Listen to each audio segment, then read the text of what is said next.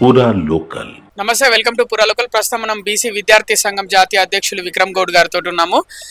BC రిజర్వేషన్లు 42%తో స్థానిక సంస్థల ఎన్నికలు నిర్వహిస్తామని ప్రభుత్వం మొదట చెప్పింది. కానీ హైకోర్టు వాయిదా వేసింది తీర్పుని.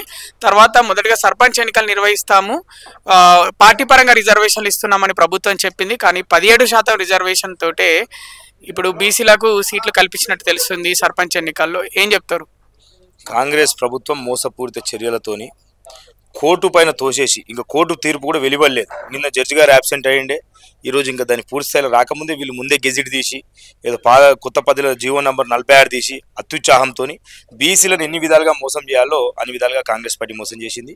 కాంగ్రెస్ పార్టీ అంటేనే మాట మీద నిలబడు, దొంగ మాటలు చెప్తుంది అనేదానికి కొత్త దశాబ్దంలో రాహుల్ గాంధీ గారి మాటనే నిలబడుతుంది. రాహుల్ గాంధీ గారి మాటనేమో తెలంగాణ నడుస్తుంది అనుకున్నాం, కానీ మళ్ళీ అదే స్థాయిలో బీసీలను మోసం చేశారు. మేమేమంటున్నామంటే 42% కామారెడ్డి డిక్లరేషన్ ఇచ్చింది మీరే కదా, దాన్ని నమ్మేగా బీసీలు మిమ్మల్ని అధికారం తీసుకొచ్చారు. అధికారంలో తెచ్చినాక అత్యుత్సాహంతో మీరు కేంద్రం పైన పోరాటం చేయకుండా ఏదో మేము బీసీ సంఘాలుగా మేమందరం ఢిల్లీకి పోతే మా ఎంబడి మీరు వచ్చారు తప్ప మీ ప్రత్యక్ష పోరాటం ఎక్కర్లేదు. పోనీ అదన్ని ఇంప్లిమెంట్ చేస్తారనుకుంటే దొంగ చాటిన రోజు కోట్ల పేరుతోనో లేదా ఇంకోళ్ళ పేరుతోనో మాకు అన్ని మాయమాటలు చెప్పి 3,000 కోట్ల నిధులతోని అని చెప్పి 3,000 కోట్ల ఇలా గ్రామాలకు రాక కుంటుపడ్డాయట. 2,47,000 కోట్ల రాష్ట్ర బడ్జెట్ ఉండగా మూసీకే 1,00,000 కోట్లు పెట్టి 5,000 కోట్లు తగ్గించుకొని బడ్జెట్. బీసీల ఆత్మగౌరవానికి సంబంధించింది కదా, విద్యా ఉద్యోగులకు సంబంధించింది కదా. పార్టీ పరంగా నీకు సిగ్గుశరం ఉండాలి. పార్టీ పరంగా రేపు పొద్దున పార్టీ పరంగా ఉద్యోగాలలో 42% కల్పిస్తారా బీసీలకు? పార్టీ పరంగా విద్యా అడ్మిషన్లలో 42% కల్పించగలుగుతారా? ఆ పార్టీ పరంగా అనేది కూడా ఇంతవరకు క్లారిటీ లేదా.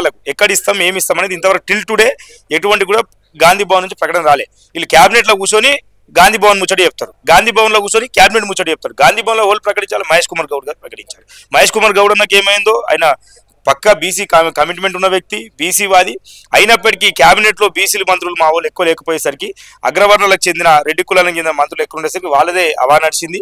దొంగ చాటున బీసీలను మోసం చేసి రాహుల్ గాంధీ గారిని భారతదేశంలో ఎక్కడ కూడా నమ్మరు.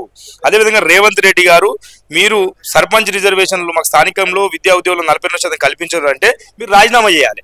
ఎందుకంటే మీరు ముఖ్యమంత్రి అయింది ఆ ఒక్క పదంతో కదా, కామారెడ్డి డిక్లరేషన్ 42% కాబట్టి మీరు చేయని పక్షంలో మీరు రాజీనామా చేసి నైతికంగా దానికి బాధ్యత వహిస్తే చరిత్రలో ఉంటారు. ఎందుకంటే మీరు ఎక్కడ కూడా ప్రయత్నిస్తలేరు. మీరు సుప్రీం ఇప్పుడు టైం ఉందండి, మార్చి వరకు టైం ఉంది. 3,000 నిధుల కోసం నువ్వు అట్లీస్ట్ ఇప్పుడు పార్లమెంట్ సెషన్ స్టార్ట్ అవుతుంది, 240 మంది ఇంటి కూటమి ఉన్నారు. ఎటుపోయారు మీరు? కనీసం పార్లమెంట్లో ఒకసారి ప్రస్తావించండి, ప్రైవేట్ బిల్లు పెట్టండి, వచ్చిన బిల్లు ఆమోదించమని చేయండి, స్తంభింపజేయండి. మీరు కేంద్రంలో ఢిల్లీలో ఎక్కడ పోరాడకుండా పార్లమెంట్లో దీని గురించే మాట్లాడకుండా రాహుల్ గాంధీ గారు పోయిన పార్లమెంట్ సెషన్ అంతా వేస్ట్ చేసిండు. ఓటు చోరీ మన బీసీల హక్కుల చోరీ గురించి ఓడి మాట్లాడారే. లంబా సోడా ఉపన్యాసాలు స్టేజ్ల మీద ఇచ్చేసి బీసీల రాజ్యం రావాలి, ఎవరెంత జనాభా ఉంటే వారికి అంత హక్కు దక్కాలి అని అన్నారు. కానీ పార్లమెంట్ ఎందుకు మాట్లాడారు? 100 మంది మీరే ఉన్నారు కదా కాంగ్రెస్ ఎంపీలు, మీ కూటమితో 241 మంది కదా, ఎందుకు దీన్ని లేవనెత్తలేరు? ఇప్పుడు ప్రెసిడెంట్ ఆఫ్ ఇండియా వస్తే రిసీవ్ చేసుకుంటారు, గవర్నర్ గారితో కలిసి పాల్గొంటారు. మళ్ళీ నిరసన నిలపండి, గవర్నర్ గారితో స్టేజ్ పంచుకోకండి. నువ్వు నా బిల్లు పెండింగ్ పెట్టినావు, రాష్ట్ర ప్రభుత్వం జీవో చట్టం చేసిన బిల్లును పెండింగ్ పెట్టినా కూడా నేను గవర్నర్తో కలవని ఎక్కడ కూడా నిరసన లేదు. పేపర్ల పైన మాటలకు దొంగ మాటలకే రేవంత్ రెడ్డి గారు మీరు చెప్పారు తప్ప బీసీలను మోసం చేయడానికి అర్థమైంది. నాకు తెలిసి ఆ మాధవ్ రెడ్డితో కేసు కూడా రేవంత్ రెడ్డి వేయించినట్టు. ఎందుకంటే ఏ విధంగా ఆపాలనేది వీళ్ళకి అర్థం కాలేదు. రాష్ట్ర వ్యాప్తంగా వీళ్ళు పుట్టగతులు లేకుండా కాంగ్రెస్ పార్టీ పోతుంది. కాంగ్రెస్ పార్టీ గెలిచిందే 42% నినాదంతో. దీన్ని ఇంప్లిమెంట్ చేయకపోతే మాత్రం బీసీలు మేము వదిలిపెట్టరు.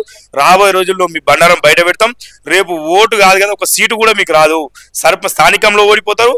మళ్ళీ కాంగ్రెస్ పార్టీ తెలంగాణలో ఓట్లు కూడా పడాయి. నేను ఏమంటున్నా, ఇప్పటికైనా సీనియర్ కాంగ్రెస్ సీరియస్ కార్యకర్తలకు చెప్తున్నా, నాయకులకు, మీకు తెలంగాణలో మీ మాట నమ్మాలంటే భారతదేశంలో మీ మాట నమ్మాలి. 42% రిజర్వేషన్ పొండి, ఈ స్థానిక సంస్థ ఎలక్షన్ ఆపండి, జీవో 46 వెనక్కు తీసుకోవాలని చెప్పి ప్రభుత్వానికి అదేవిధంగా ముఖ్యమంత్రి గారిని వేడుకుంటున్నాం. ఎలాంటి నిరసన కార్యక్రమాలు తెలియజేయబోతున్నారు? ఖచ్చితంగా ఈరోజు పొద్దున గాంధీ భవన్ ముట్టడిచ్చినాం, అంతకుముందు కులగరణ చేయాలని ఏఐసీసీ ఆఫీస్ ముట్టడిచ్చినాం ఢిల్లీలో. రాబోయే రోజుల్లో మంత్రులు ఎమ్మెల్యే ఎక్కడ తిరగరు, వీళ్ళు రాజీనామా చేయాల్సిందే. మీకు దమ్ము ధైర్యం ఉంటే ప్రజలారా క్షమించండి అని చెప్పి మా 42% ద్వారా మేము పెట్టిన భిక్ష వల్ల మీరు గెలిచారు కాబట్టి మీరు రాజీనామా చేసి మీకు దమ్ముంటే ఇప్పుడు ఎలక్షన్ తెలుస్తుంది. మీకు బీసీలు అంటే ఏందో మీకు చూపిస్తారు. ఇంకా 2.5 సంవత్సరాలు మీకు ఉన్నది. మీరు ఇజ్జత్తో నుండి మాకు చేస్తేనేమో ఇచ్చిన మాట ఇవ్వండి, లేదంటే మాత్రం మేము ఇదే ఉంటే పొగడబోతామంటే రేవంత్ రెడ్డి గారు చివరి ముఖ్యమంత్రి అవుతాడు. కాంగ్రెస్ పార్టీ జీవితంలో అధికారం రాకుండా బీసీలు చేస్తారు. బీసీలు ఎంత మంచోళ్ళో ఎంత గుణవంతులో అంత తిరగబడే నైజం కూడా ఉంది, మోసగాలను కనిపెట్టే నైజం ఉంది. కాంగ్రెస్ పార్టీకి మంచి అవకాశం ఉంది. పార్లమెంట్లో కొట్లాడండి, మీరు ఎక్కడ కూడా కొట్లాడతలేదు. కాంగ్రెస్ పార్టీ వాదన ఏంటంటే పిల్లగాడు 10th క్లాస్ ఎగ్జామ్ రాయాడు కానీ పాస్ చేయాలి, నన్ను సంవత్సరం అంతా చదివిండిగా అంటాడు.